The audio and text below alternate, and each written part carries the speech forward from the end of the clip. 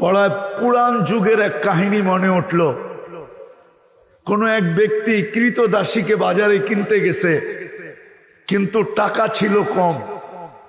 তো ঘুরতে ঘুরতে দেখছে একটা পাগল ধরনের, একটু পাগলা পাগলা টাইপের একটা কৃতদাসী আছে। তো যা বলছে, তোমাকে কি তোমার মালিক বিক্রি করবে? বলছে, বিক্রি করার জন্যই তো বাজারে। তো মালিককে জিজ্ঞাসা করছে দাম কত? তো সস্তা দাম বলছেন। কিন্তু যখন কৃতদাসীকে জিজ্ঞাসা করছে, তো বলছে আমার কিছু শর্ত আছে, তুমি যদি আমাকে কিনতে চাও। তো বলছে, সেটা কি শর্ত? বলে, আমার শর্ত হলো সারা দিন আমার থেকে কাজ নিবে, কিন্তু রাত্রে আমি তোমার কাজ করতে পারবো না। তো মালিক বলছে, ঠিক আছে।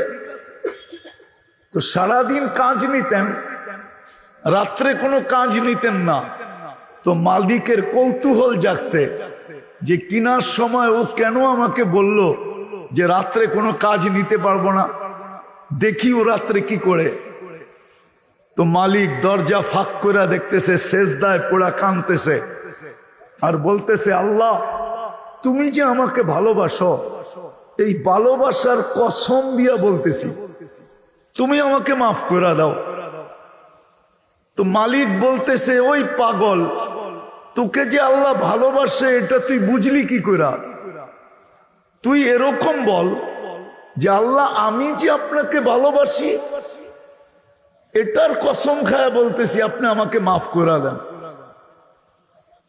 তো সেজদার থেকে উঠা বলতেছে, মালিক যদি আমাকে ভালো না বাসতো তাইলে আমাকে জায়নামাজে সারা রাত্র কাঁদাইতো না, আর তোমাকে ল্যাপের ভিতরে সারা রাত্র ঘুমাইতে দিত না।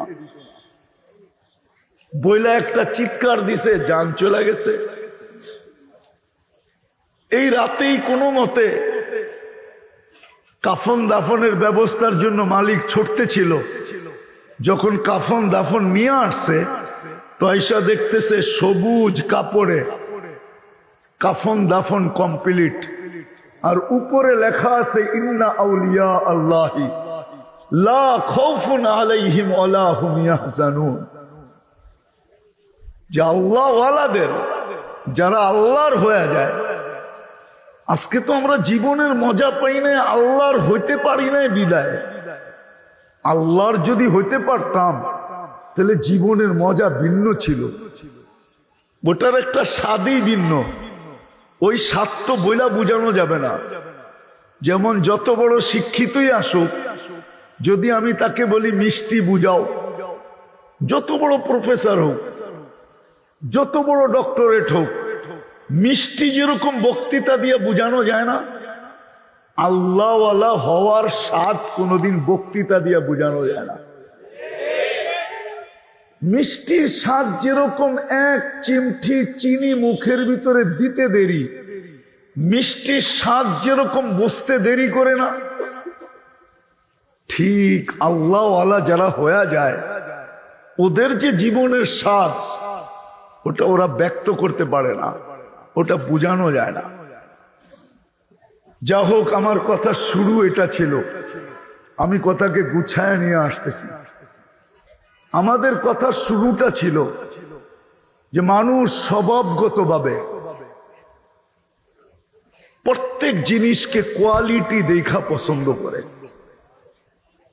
রং এবং কালার দেখা পছন্দ করে, রং এবং ঘ্রাণ দেখা পছন্দ করে। যেমন একটা উদাহরণ দেই,